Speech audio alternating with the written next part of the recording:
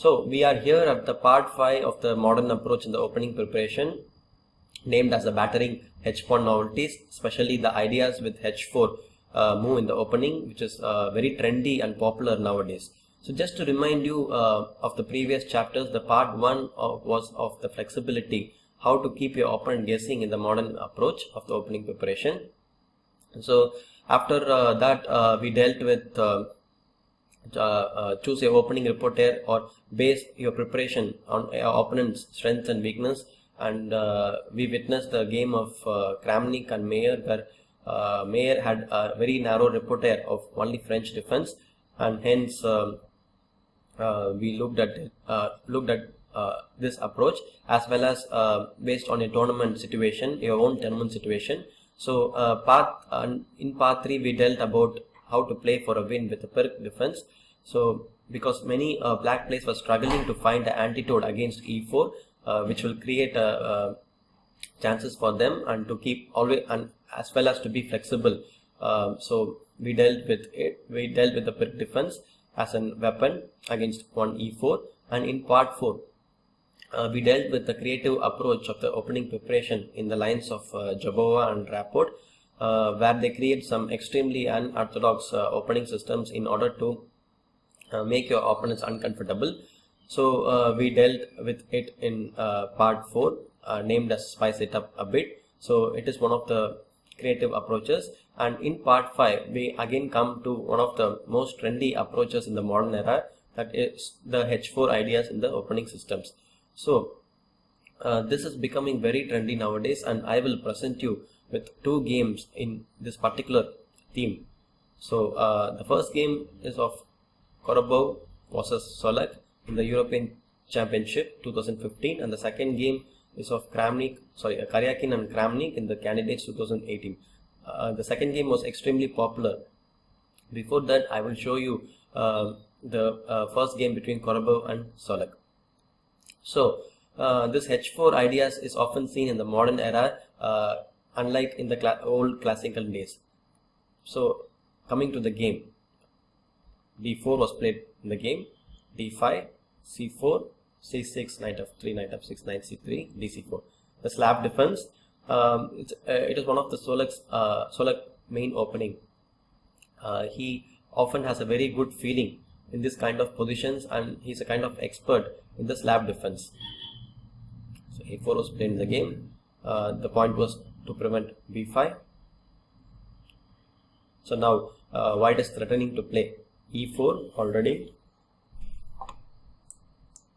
The idea to capture the pawn. So bishop f5. So e6 is also one of the most popular openings nowadays. But bishop f5 remains the classical and the main line even today. So knight e5, as I said, now it's since white cannot carry out the plan with e2 e4, he goes for knight e5 attacking the c4 pawn. So knight bd7, knight c4, knight b6, challenging the knight on c4. Apart from knight b6, queen c7 is considered to be the main line, where after g3, e5 takes, knight into e5, bishop f4, knight fd7, bishop g2, and here black has 2 options like f6 and as well as the Morozevich system of g5. So let's come back to the game. Knight b6 is played very recently, and the game continued with knight e5 and a5. So here white has a few options like e3, f3 and g3. So if g3, then black can go for usually goes for knight fd7 with the idea of challenging the knight on e5 because white has already occupied the center. So he has to exchange the knight on e5 in order to carry his own break with e5. And knight into d7, knight d7, bishop g2 and e5 with a complex play. And also e6 was possible here for g3. And white also played f3 in some games with the idea of e4, but black countered it with knight fd7, knight d7, knight d7, e4, bishop g6, and white has occupied the center, but black is looking for some concrete ways to dissolve the position. So bishop e3 was played in many games, queen b6 and e5. So this was also very complex, and you can see many games here too. So coming back, and another move of white is to play e3 here, which is very solid, and Solak himself countered this move against Wojtaszek 2 years later, and he played knight of d5 with a point at g4, bishop e6, knight e4. White wants to go knight to c5, f6, knight d3, bishop f7, bishop g2, and here Solak found a nice concrete way, forcing way actually, by playing e5, d5, knight b4 with an unclear position, and Solak was doing fine against Wojtaszek in the World Team Chess Championship in 2017, that is 2 years later after this game. But in this game, like I said, white has many options like e3, f3 and g3. But here in this game, white found a very fascinating idea which is very hard to imagine, and that is h4. So at the first instance, it is against the chess principles to move the pawn on the flank without placing your pawns in the center. So, but this is the modern way of creating some new ideas, and in those days you can never see a move like h4 happening in the board. But Koropo had a concrete idea behind this move, that is when sometimes white plays let's say f3 and e4, black cannot go with his bishop to g6 because of h5 trapping the bishop. This was the idea behind the move h4, and Solak was, I think, extremely surprised by this idea. So if you notice many games, if you notice many games of Aronin and Mamadariyo, you can see this idea with h4 quite often, and it is one of the most trendy approaches in the modern era. So I would that's why I just devoted this chapter to this fascinating idea of playing h4. So black goes knight bd7 in the game. e6, if e6, white can go with f3. e6 was later played in many games, and they found a way how to neutralize white's h4. So if f3, later after this game, f3, h6, e4, bishop h7, bishop e3. So white has secured his center, but black is also very solid here. And knight of d7, knight d3 and bishop d6, and black was fine in some of the games. And if black goes for knight of d7, the most common approach in this position, white can counter it with knight d7. If e4, then knight into e5, f5, knight d7, and black was fine. So after knight of d7, white has to go for knight d7. So this is the point of h4, to prevent knight of d7, because black cannot take here the knight because of e4, bishop g6 and h5, and the bishop on g6 gets trapped. So he has to take with the bishop, and the bishop on d7 is extremely badly placed, because after e4, e6, the bishop has no squares because of the restrictions on the pawns on c6 and e6. So white can go for bishop g5 here, bishop e7, queen b3 with a good advantage. And also the knight on b6 remains bad here. So that was the point of h4. And Solak played knight bd7 in the game. So so challenging the knight on e5, and here queen b3 happened. So threatening mate on f7 as well as b7 pawn. So knight e5 is forced more or less, d5, and here knight d7 was played in the game. Knight g4 was another option, and white could either play queen b7, knight e5, e4, bishop g4, f3, rook b8, queen a7, or queen a6. If queen a6, bishop c8 was possible, and it was a complex game. Queen a7, bishop e6, and it can transpose into the game, the variations in the game. And also for knight g4, white had another option to play bishop f4, and the knight on g4 is, can be kicked with f3. So knight d7 was played in the game, and e4. Bishop e6 was played. If bishop g4, like I said, queen into b7, because if bishop f4 here, then black has knight c5, queen c2 and queen b6 with a very comfortable position. So he has to take the pawn on b7, knight into e5, f3. Rook b8, queen a7, bishop e6, f4, and like I discussed in the variation before, this white reaches this position anyway. And after knight d7, he has f5, and black is forced to put his bishop on b3 and bishop f4. e5, fe6, bishop e6. Black has no other choice than to sacrifice the exchange on b8, and because of white's pawn on h4 and the king on e1 and the pawn structure, black has good compensation. So bishop b8, knight b8, and with the dark squared bishop, with the weakening in the dark squares, black has an extremely huge compensation. But this was difficult to find during the game, as it requires some precise calculation. So e4, bishop e6 was played in the game, queen b7 and knight to e5. If rook b8, queen a7, I mean white cannot take on c6 because of rook b6 trapping the queen. So queen a7, knight e5 and f4, transposing again to the same position after knight d7, f5, bishop b3, bishop f4 and e5. So coming back to the game, bishop e6, queen b7, knight e5 was played, and here bishop f4. f4 was much better, again transposing to the same line after rook b8, queen a7. But in the game, white played bishop f4, which was also kind of fine. So rook b8 was played, queen a6, rook a8. So another playable option was, queen e2 was played in the game. Another playable option was to play rook d1, rook into a6, rook d8 check, king d8, bishop a6, knight d7, castle and bishop b3, and black was more or less doing fine here because rook d1 is not possible because of the strong bishop on b3, and black is already planning to play e5. That's why Korobov wanted to keep his queens on the board, and he opted for queen e2.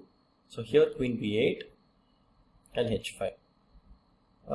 Here it was better to develop this bishop, as the queen is coming in the way of the bishop on f1. So it was better to play queen e3, g6, bishop e2, bishop g7, queen g3, again pinning the knight. But here black had a very nice tactical resource, knight d3 check, bishop into d3 and queen b2. And the rook on a1 and the knight on c3 is hanging.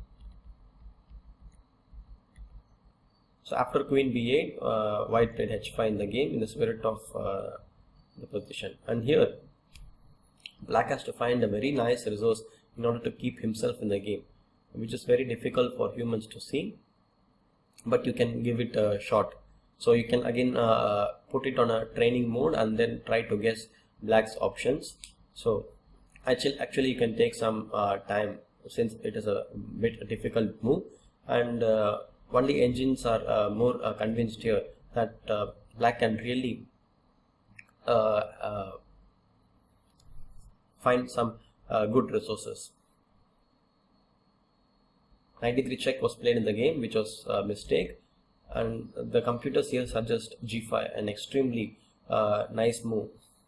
I mean, the point is that the bishop on f5, all the black pieces are not well developed, and he has to do something in order to develop this bishop on f5. So in a way, he cannot play slowly like g6 because of h6, and then again the bishop on f8 is not coming into the game. So g5 is very extremely nice move. The point being if h6, f6, and if bishop g5 and queen b4. And queen b4 is also an option, but the engines prefer rook g8 more. The point is bishop f4, bishop g7. So if h6, he can always go bishop f6 or bishop h8. And now black has given a pawn, but he has developed his bishop on g7, bishop on f8 to g7, and he has a nice position and nice compensation. So if queen d2, then queen b4.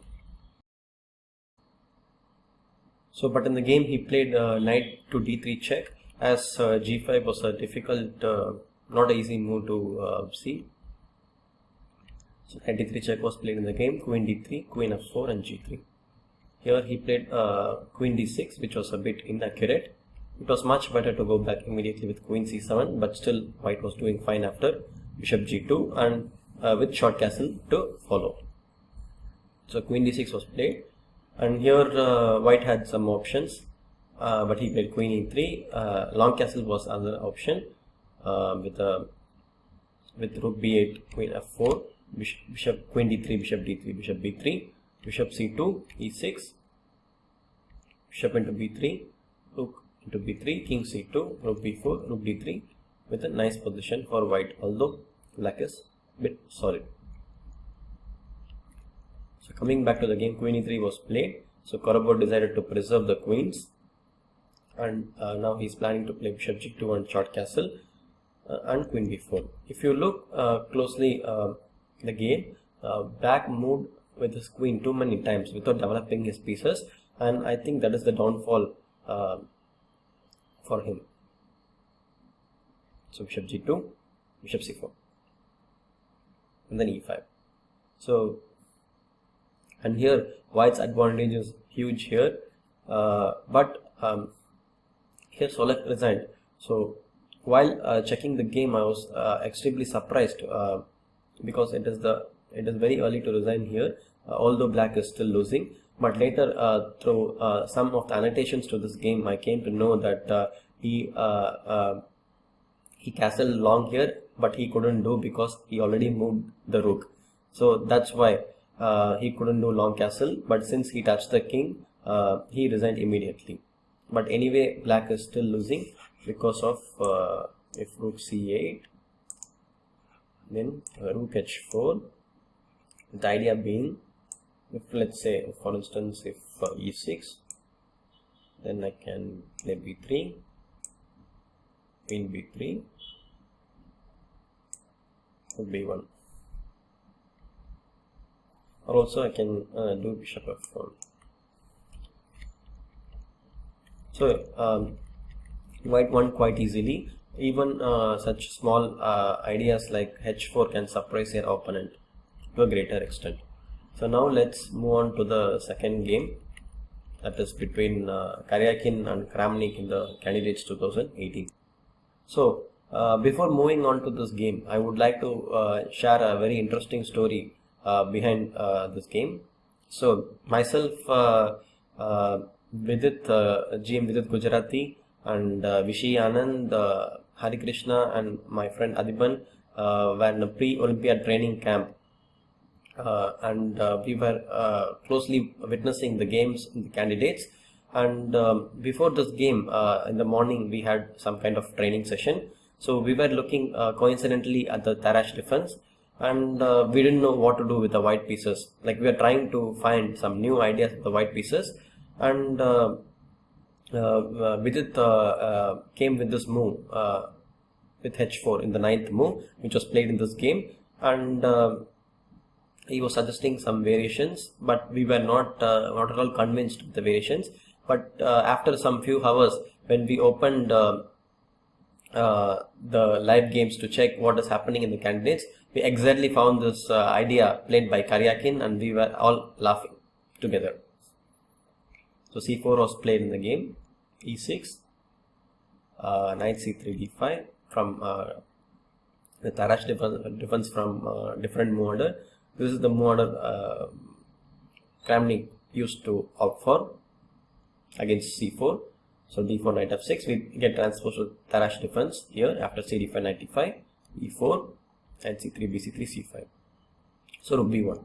The point is if knight f3 is the main line here, and if cd4, bishop b4 check, bishop d2, bishop into d2, queen into d2, castle is supposed to be the main line here, which happens via this move order. I can tell you that usually it happens through d4, knight f6, c4, e6, knight f3, d5, knight c3, c5, cd5, knight d5, e4, takes, cd4, and bishop e4 check, like we discussed just a few moments before. So white wanted to make use of this move order without knight f3 by playing rook b1, stopping black from bishop b4 check, also maintaining pieces to help in the attack. So bishop e7 was played in the game, which was very normal. Since he cannot go for bishop b4 plans, so he has to opt for bishop e7. So knight f3 castle. And here there was a story behind this, and we saw Karyakin playing h4, which completely shocked us, and the idea was sound for one game. And now again you can see this kind of approaches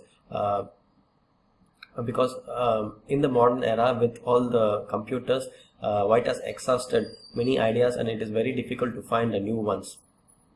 But still there are a lot of room for creative process, and you can see in this game how this h4 move surprised Kramnik to a greater extent that he collapsed immediately.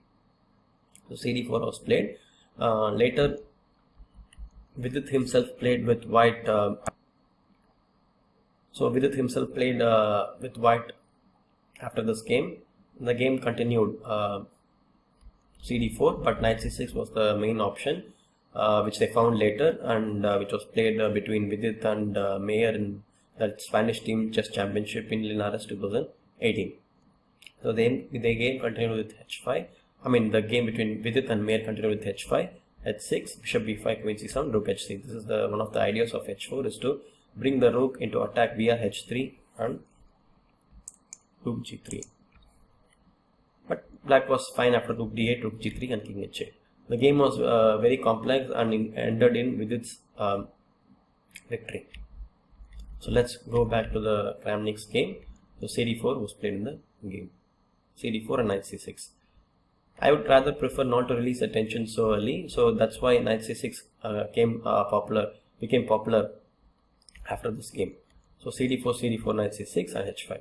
So white is continuing with his plan, and now he's continuing to play h6 sometimes, or maybe even to bring the rook to h3 and rook to g3 sometimes. So f5 was played in the game, which was an immediate mistake. Kramnik wanted to counter the flank approach with a counter in the center, but here it doesn't work well. We will see why it doesn't work well, but before going into the game, I would like to present some variation showing the importance of h4, h5. For instance, if black goes for b6, which is very normal to develop the bishop on c8 to b7, then he has bishop b5, or he can go for h6 first, g6, and then bishop b5. But anyway, bishop b5, bishop b7, h5, h6, g6. So it is a very interesting note that white has played h4, h5, h6 and created a weakness on g7 in the black's camp. So the point being that if after castle, white has some ideas like d5 and to bring the queen to d4, threatening mate on g7. For instance, if you play some natural moves like rook c8, then white has d5, e5, knight a5, queen d4, threatening already, like I said earlier, threatening mate on g7. And if f6, then white has rook d1, supporting the pawn on d5. Now that white pawn is already advanced on h6, the vulnerability of the black's king increases. And if bishop f6, he has queen f4 with constant threats. With the pawn on h6, black has always to care about the bank rank threats as well as some penetration into the enemy's camp. So that is the point of this idea with h4 and h5. So black played f5, which was not so good. Usually they say flank attack should be countered with a strike in the center, but here with the king on g8, it's not so efficient. So ef5 was played in the game, queen f5 check. If ef5, then bishop c4 check, king h8 and castle, and white is already threatening h6 and d5, and the two bishops are coming. And if rook f5, then bishop d3 with a good advantage. So black has to play queen f8 check, bishop d2 and queen f5. So black is now threatening to play e5 to bring the bishop on c8, and so white has to prevent it by bishop c3, which was played in the game. So now if white develops his bishop and castles short along with h6, he has a very promising, extremely promising position, as already black has weakened quite a lot. So h6 was played in the game. If e5, then I think Kanakin was intending to do bishop c4 check, king h8 and h6. Like I said, now the bishop on c3 will as well get activated, and black has really a very dangerous position. So h6 was played by Kramnik, bishop d3, queen g4 and king f1. So Karyakin keeps an option with king f1, option of playing rook h3, rook g3 instead of castle, as castle is also not possible because of queen into h5. So king f1, he keeps option of rook h3, rook g3, and the king on f1 is safe now. So e5 was played in the game. If b6, white can go rook h. So e5 was played in the game.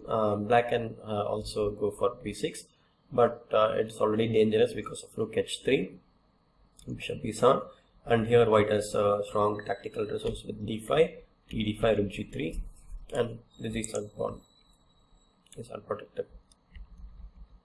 And if bishop f6, again white can carry out rook h3 with the idea of again to bring the rook into play, and then if knight e7, let's say to bring the knight to d5 as well as plan b6, he has bishop b4, and if b6, he has several options, promising options here to counter such like a prophylactic move like queen e1, so that if black goes for bishop b7, then rook g3, queen into h5, bishop b7, queen to e6 check, and if queen f7, queen into h6, returning mate.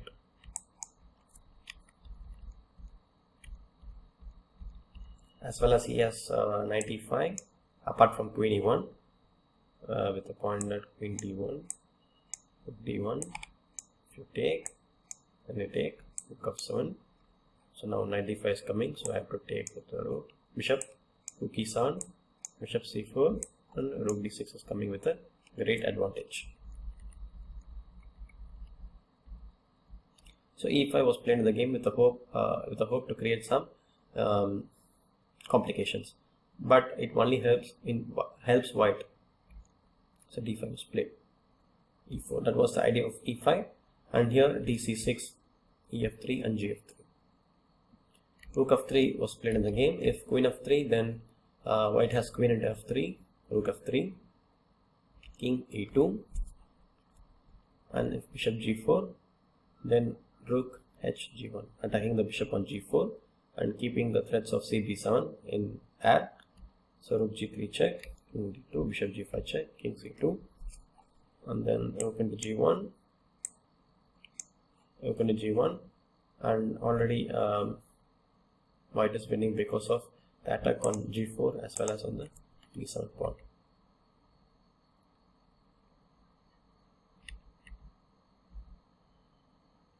Actually, you can also start with cb7 here. Rook g1 is simpler. The point being if bishop c8, protecting the pawn on b7, then f4.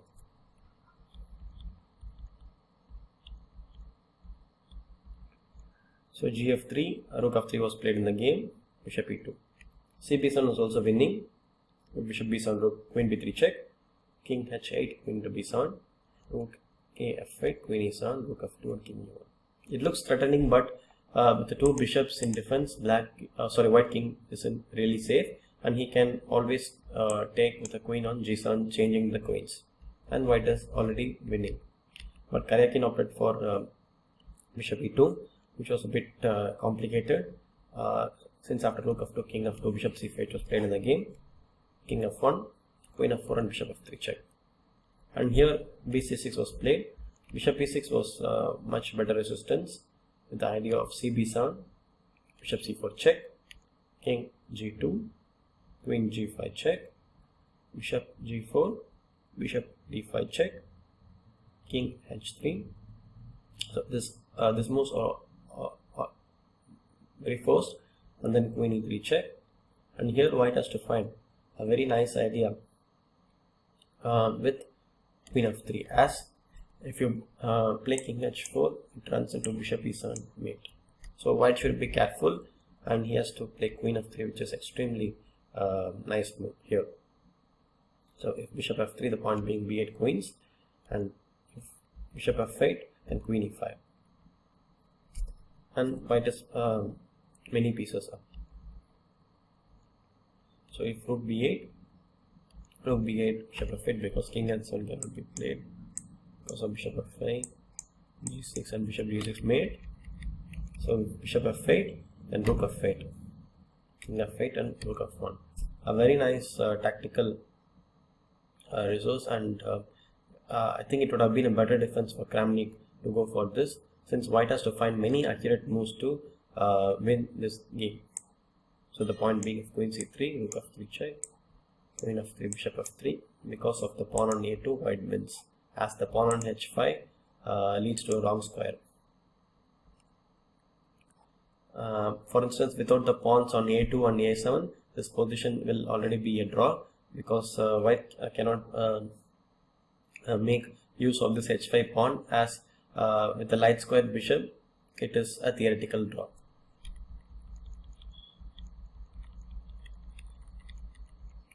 So b6 was played in the game, and Karyakin now found a very nice idea.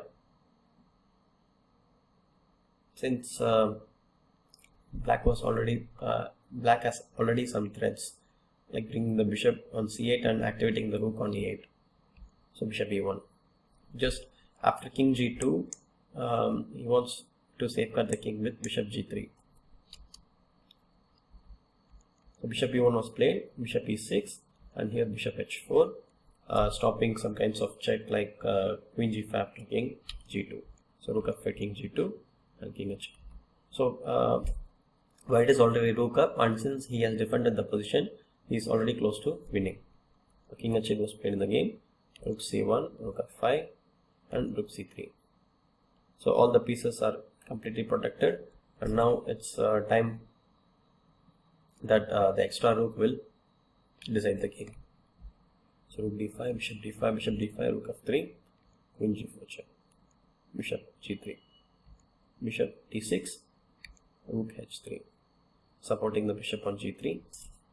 A very nice position of the rooks, rook on h3 and f3, both supporting the bishop on g3. So bishop e7, queen e2, bishop e4, queen f2, a5. Slowly white tries to untangle his pieces, and with many extra pieces on the board, he is already winning. So a4, c5, rook h1, bishop f6, rook e1, bishop c6, rook e3. Again c4, queen e2, queen at h5, queen c4, bishop d7, rook d3, and Kramnik designed here with many pieces on the board. White is winning, and Kramnik designed here. So this game again clearly illustrates that this h4 idea is becoming very popular nowadays. It is not only these two games which I showed you. There are numerous games in this particular theme, especially if you notice the games of Aronian, where he comes up with h4 in every kind of position. Like his game against Dingler, and in the same tournament in the Candidates 2018, you can witness the game in the Mega Base, as well as the games of Memadario, who is known to be a very aggressive player. So he also kind of employs this kind of ideas with h4. Okay, strictly speaking, by principle, this is not a principled move, but it's modern chess. So the players are always finding, trying to create some new ideas, and this theme is getting very popular nowadays. So that's why I wanted to show you the two games of in this theme, and I think it will. I hope you enjoyed these two games between Karyakin and Kramnik, and Korobov and Solak, and you can also look for those ideas while preparing in your opening. So now let's move on to the next part, that is to create your own systems. So once you become an expert in your knowledge, and when you gain enough knowledge, so you can create your own system. That is to create some small ideas here and there, creating novelties, which will help you to suppress your opponent, as well as boost your confidence. So apart from very small ideas, nowadays strong players like Kramnik create their own kind of systems. Like you can see the London system getting very popular after Kramnik has employed it quite number of times in recent years.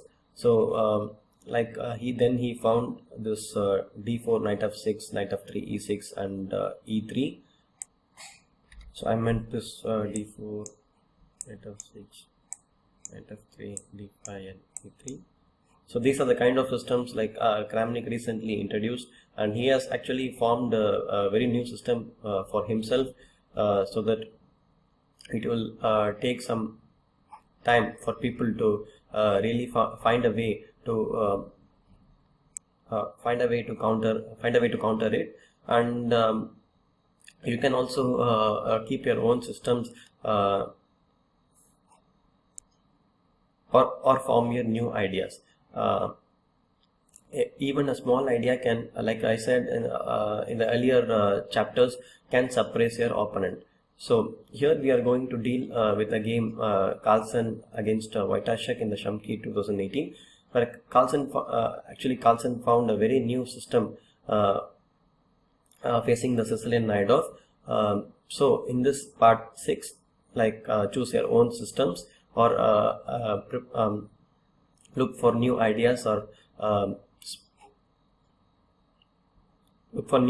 create your approach. So I will now look at the game of Carlsen versus Wojtaszek. Carlsen clearly surprised Wojtaszek by employing a very rare choice.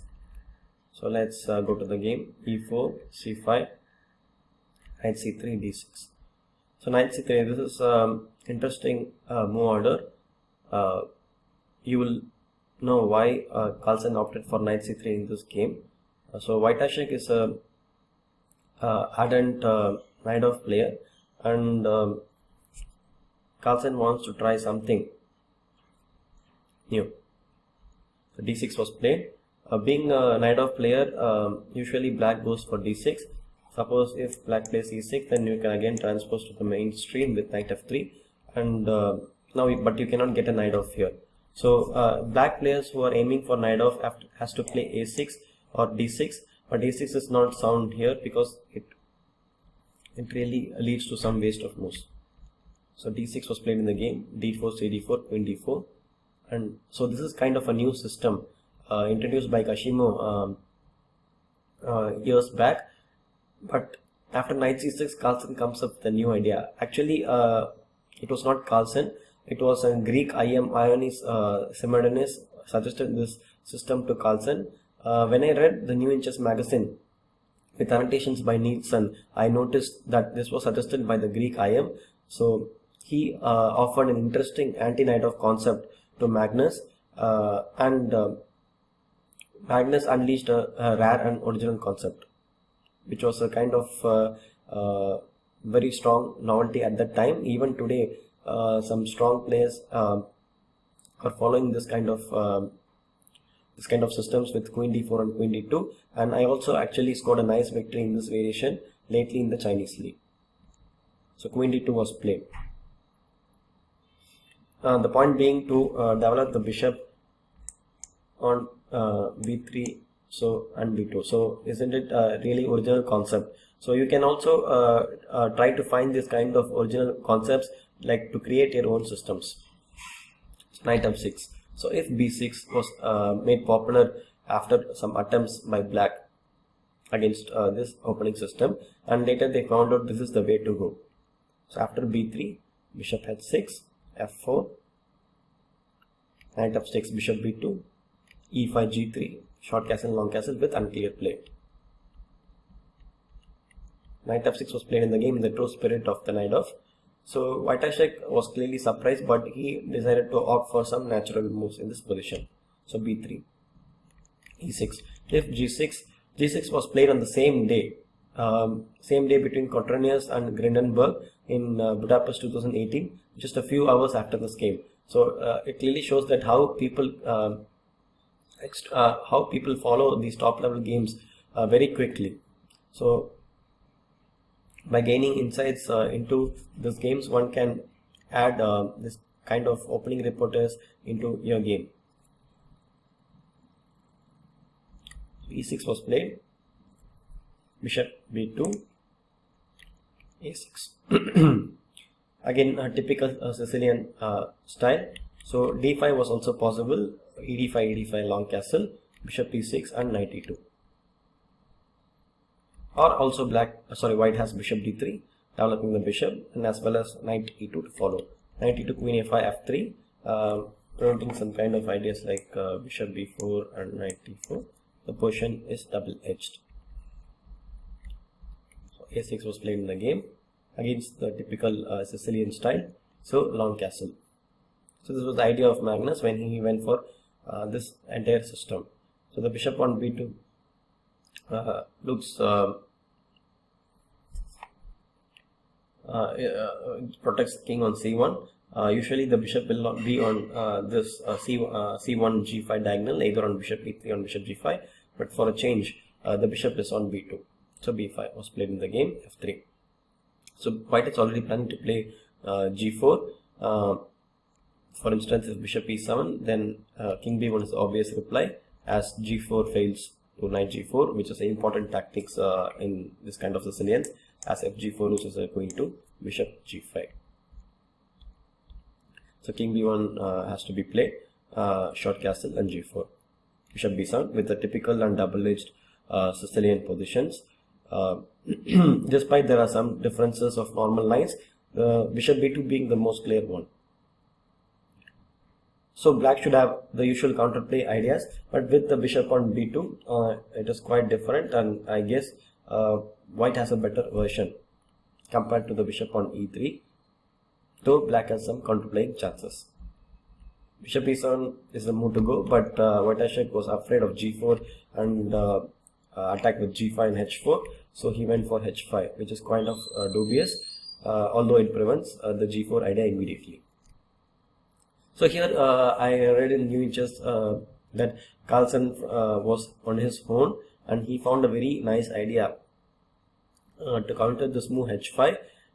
Usually the knight goes to e2, and in Sicilian the knight is already on d4, but since the knight is on g1, Carlsen made use of this move drawback of h5, that is the g5 square is weakened now, and if white has a knight on g5, it is extremely nicer.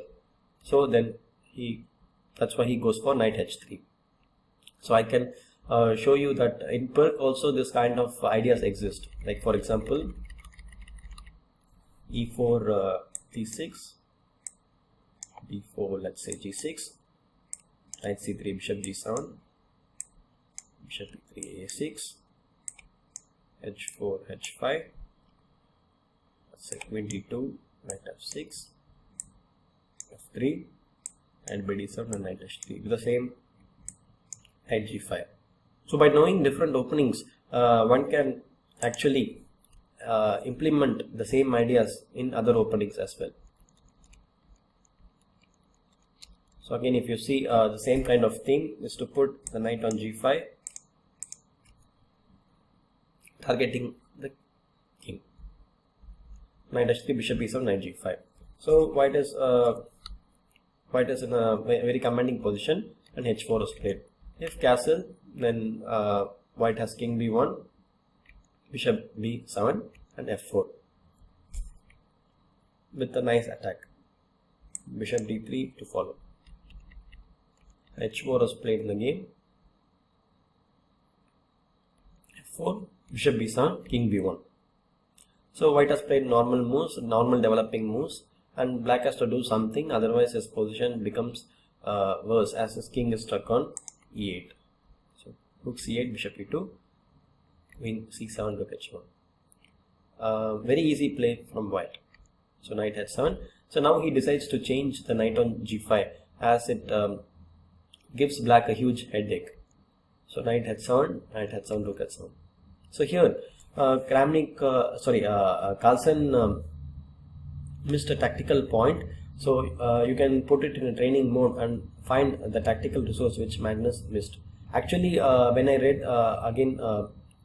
this New in Chess magazine, it was written that actually Magnus saw the tactical resource, but he thought it was safer to play the move which he played in the game, because he's already much better, and he thought maybe it is easier to play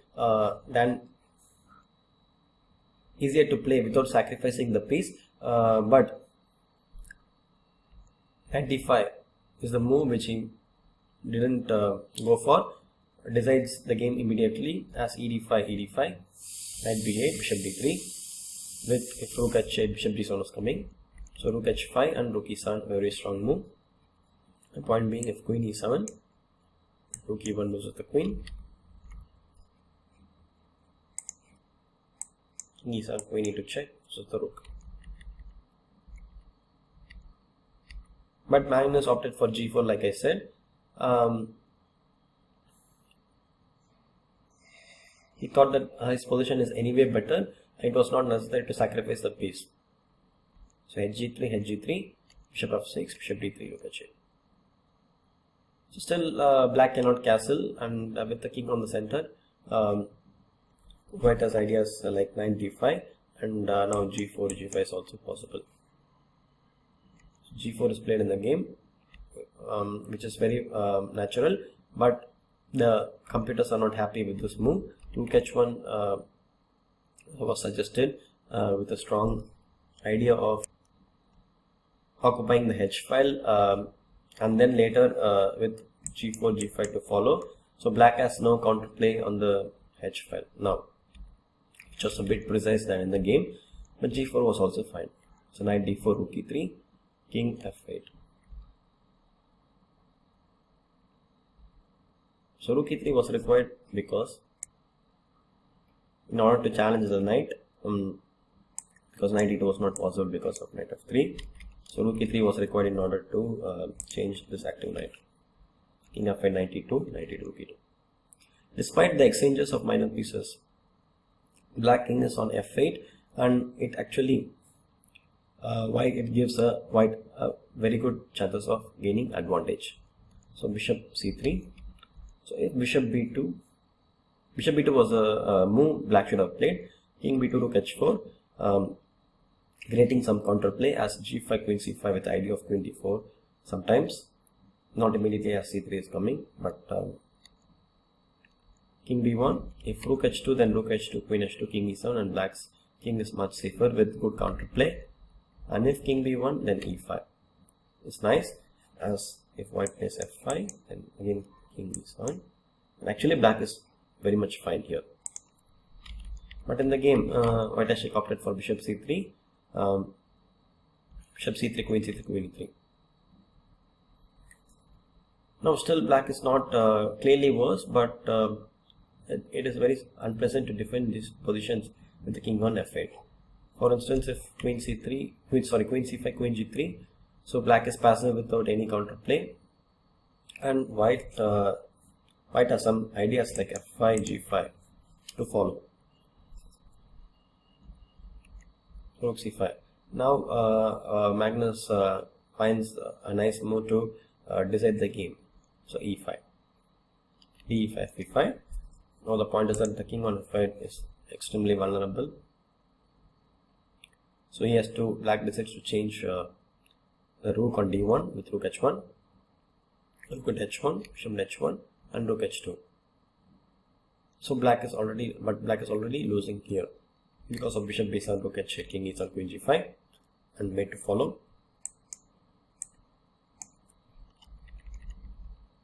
And if rook onto e5, rook h8 check, king e7, queen a7. I think this is the move.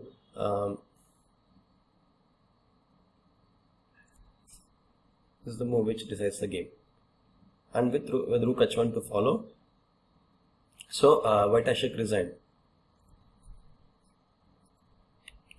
So it was a nice instructive game, like how to show that how Magnus used his own kind of ideas to play against the Naidov. Even before this game, he played some extremely fresh approaches against Wojtaszek himself, like for instance for e4, c5, knight f3, d6.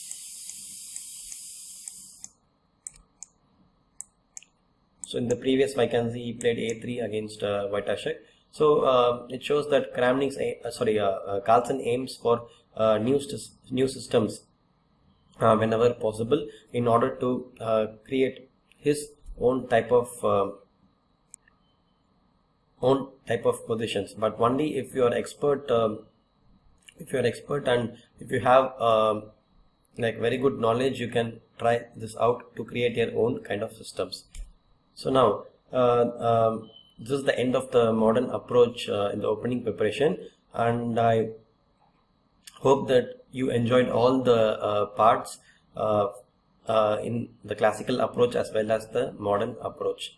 And I also hope that you gained a lot of insights into new and fresh approaches in the modern era, as well as how classical games are also important and how it is the stepping stone for the opening preparation.